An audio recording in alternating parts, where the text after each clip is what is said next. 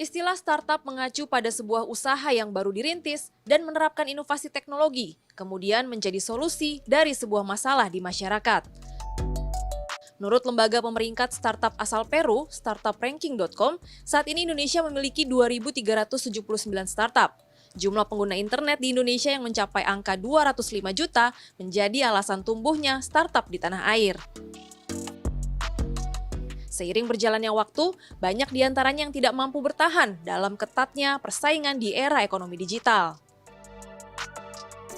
Sepanjang tahun 2022, setidaknya ada 19 startup dan perusahaan digital di Indonesia yang melakukan pemangkasan jumlah karyawan.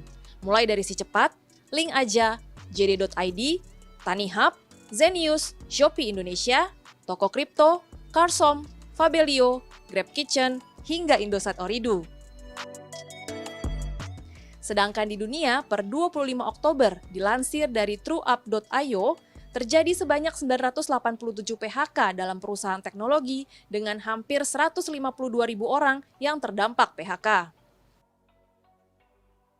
Jangan mempunyai pikiran PHK itu negatif. No, PHK itu sebenarnya shifting, Bu. Bisnis yang sudah tidak bisa dipakai lagi kemudian hari. Jadi apa? Dia harus berubah ke suatu bisnis atau konsep yang dibutuhkan masa depan. Sebenarnya hanya shifting, makanya ada PHK. Padahal jika perusahaan itu bisa transformasi, itu tidak terjadi PHK sebenarnya menurut saya. Itu hanya shifting model. Kegagalan startup bertahan tidak lepas dari sejumlah faktor.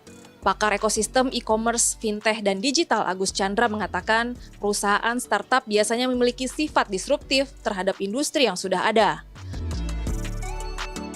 Untuk membangun ekosistem sekaligus melakukan riset pasar, salah satunya dengan cara royal, memberi bonus, atau dikenal dengan istilah bakar uang. Saat investor masuk untuk memperluas pasar, startup menggelontorkan dananya untuk memberi subsidi dan harga murah kepada konsumen.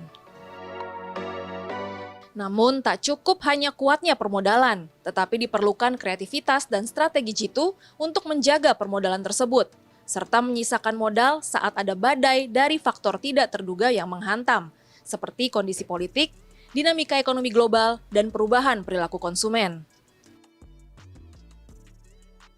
Dalam arti, once you get investment, itu nggak boleh istilahnya dibombardir habis untuk melanjutkan itu. Jadi harus ada persiapan faktor X itu. Sehingga waktu itu kan Alibaba survive. Dia bisa mengalahkan raksasa-raksasa lain yang sudah masuk ke negaranya. Menurut saya begitu. Jadi kreativitas yang dibesarkan, Bu. Ya, operation cost-nya dikecilkan, servisnya diberikan yang semaksimal mungkin, yang intangible-nya. Adapun anggapan bahwa startup mendulang omset besar dari bisnisnya bukan berarti telah mencerminkan keuntungan yang besar pula, tetapi juga ada biaya besar yang digelontorkan di sana.